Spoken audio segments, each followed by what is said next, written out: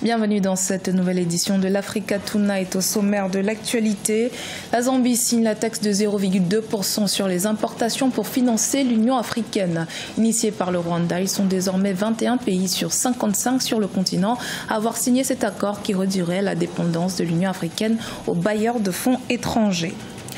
Promotion du tourisme au Bénin, le gouvernement institue un visa spécial touriste fixé à 10 000 francs CFA. Le nouveau document offre aux visiteurs un séjour de 8 jours. Et puis retour sur la 11e édition du gala de l'intégration du FOGECA, le Forum des opérateurs pour la garantie de l'émergence économique en Afrique, qui s'est déroulé ce samedi 24 février.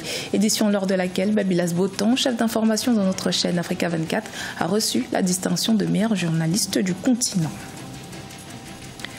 Mais tout d'abord, en République démocratique du Congo, les marches organisées ce dimanche à la sortie des messes à l'appel du comité laïque de coordination ont été dispersées par les forces de l'ordre dans la capitale Kinshasa et dans plusieurs grandes villes du pays. Des tirs de gaz lacrymogènes et des tirs à balles réelles ont également été signalés, des tirs qui auraient fait une victime à Kinshasa, un homme qui se trouvait dans une paroisse de Lemba. On parle également de 2 blessés par balle. Après le Rwanda, pays initiateur, la Zambie a signé la taxe de 0,2% sur les importations pour financer l'Union africaine. À l'initiative du président en exercice de l'organisation panafricaine, Paul Kagame, cette taxe vise à mettre fin à les dépendances à hauteur de 70% de l'organisation vis-à-vis des bailleurs de fonds. Son prélèvement permettrait de financer l'institution africaine à hauteur d'1,2 milliard de dollars. Reportage de notre correspondant Fratenda Kaisenga. Lors de sa visite officielle de 2 jours au Rwanda, clôturée le 22 février 2018, le président zambien Edgar Lungu a signé le texte relatif à la taxe de 0,2% sur les importations étrangères pour financer l'Union africaine. Il a ainsi fait de la Zambie le 21e pays qui signe en faveur de ce principe, adopté par les chefs d'État africains en 2016. Je dois admettre que cette visite a permis d'écarter les erreurs d'appréciation à propos du potentiel de l'Afrique, surtout en termes de coopération. Nous avons une richesse commune et nous ne devons poser aucune limite sur notre unité. Il faut vraiment qu'on se réveille et en faisant ainsi, on aura rendu justice à l'Afrique et à sa postérité. Si 21 pays sur 55 qui font le continent africain sont les seuls à adhérer à cette taxe, le président rwandais et porte-flambeau des réformes au sein de l'Union africaine ne se décourage pas. Au contraire, il se montre confiant. Selon lui, même si le processus prend du temps, les pays finiront par comprendre le sens de l'autofinancement de l'Afrique promu par cette initiative.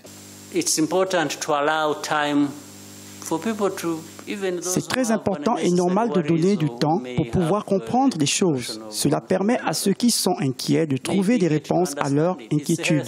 Nous avons donc le devoir d'expliquer cette formule, de montrer son origine, le besoin et possibilité d'atteindre nos objectifs grâce à elle. Le prélèvement de cette taxe permettrait de financer l'Union africaine à hauteur d'1,2 milliard de dollars selon les experts. Ceci rendrait plus autonome le continent et mettrait fin à la dépendance de l'organisation continentale vis-à-vis des bailleurs de fonds qui financent plus de 70% de l'institution continentale. Le gouvernement béninois met en place un visa spécial touriste. C'est l'une des mesures prises pour encourager le tourisme. Alors que le visa court séjour a été supprimé il y a 1 an, quel est le principe de ce nouveau document? Élément de réponse dans ce reportage de notre correspondant Leftimnou, commenté par Siamlo Victoria Seji. Bonne nouvelle pour les touristes de la destination Bénin. Le gouvernement béninois instaure un visa spécial touriste au profit des personnes étrangères désirant se rendre ponctuellement au Bénin pour raison de tourisme. Cette mesure incitative a été mise en place à travers un arrêté interministériel en date du 5 février 2018. Ce visa offre aux touristes un séjour de 8 jours. Objectif, vendre davantage la destination Bénin. 8 jours dans les perspectives, les stratégies que nous sommes en train de mettre en place pour la destination Bénin. 8 jours correspond au temps idéal pour la destination Bénin, pour découvrir l'essentiel des projets phares que nous mettons en place. Pendjari, Abomey, Alada, Ganvier, Ouida et Porte-Novo. Donc on est sur presque une offre de circuit et ces 8 jours correspondaient bien à cela. Le visa spécial touriste va contribuer à créer de l'emploi et booster le chiffre d'affaires des secteurs de l'hôtellerie, de la restauration, de l'artisanat et du transport selon les autorités. Il sera disponible aux frontières du pays à partir de mi-mars 2018. Nous, en fait, ce que nous voulons, c'est de faire du business, c'est que nous arrivons à créer de la richesse et que nous arrivons à payer facilement nos employés et que nous puissions faire évoluer nos entreprises. Alors si on doit faire évoluer nos entreprises, ça veut dire que nous faisons évoluer l'État du Mali, puisqu'on sera obligé de payer les taxes et l'État vivant de la fiscalité. Et donc il est bien évident que le travail que nous serons en train de faire va permettre à tout le monde de pouvoir profiter de ce qui est en train d'être fait. Environ 250 000 touristes visitent par an le Bénin. En dehors du visa spécial touriste, le gouvernement s'active pour la concrétisation de 7 projets phares du volet touristique de son programme d'action estimé à plus de 700 milliards de francs CFA. Selon l'exécutif, l'effectivité du e-visa et la mise en service de l'aéroport international de Glodjigbe augmentera d'1 million le flux des visites touristiques d'ici les 5 prochaines années. Rappelons que la mesure d'exemption de visa d'entrée au Bénin pour les ressortissants de 31 pays africains est opérationnelle depuis le 10 janvier 2017. Le Forum des opérateurs pour la garantie de l'émergence économique en Afrique a réuni un parterre de personnalités et d'artistes pour la 11e édition du Gala de l'intégration. C'était ce samedi à Dakar au Sénégal, un événement qui vise à réunir les opérateurs économiques du continent pour des actions et initiatives en faveur de l'intégration économique. Reportage de notre correspondant Eladji Ndiaye, commentaire Ibrahima Djoumaba. La 11e édition du Gala africain de l'intégration s'est déroulée ce samedi 23 février à Dakar. Ce rendez-vous majeur des acteurs économiques et politiques est organisé par le FOGECA, Forum des opérateurs pour la garantie de l'émergence économique en Afrique. Il fait suite au forum sur l'intégration tenu les 5 et 6 décembre 2017 à Lisbonne, au Portugal. Des propositions y ont été faites pour une meilleure intégration des économies et des peuples africains. Applaudir, s'il vous plaît. Promouvoir aujourd'hui l'intégration régionale et sous-régionale, privilégier des partenariats économiques entre l'Afrique et les autres continents, resserrer les liens économiques et politiques entre les pays africains deviennent un impératif. Riche de ses ressources naturelles et humaines, l'Afrique ne doit pas demeurer un espace géographique de consommation. Au contraire, elle doit devenir une zone de production et de création de valeur ajoutée.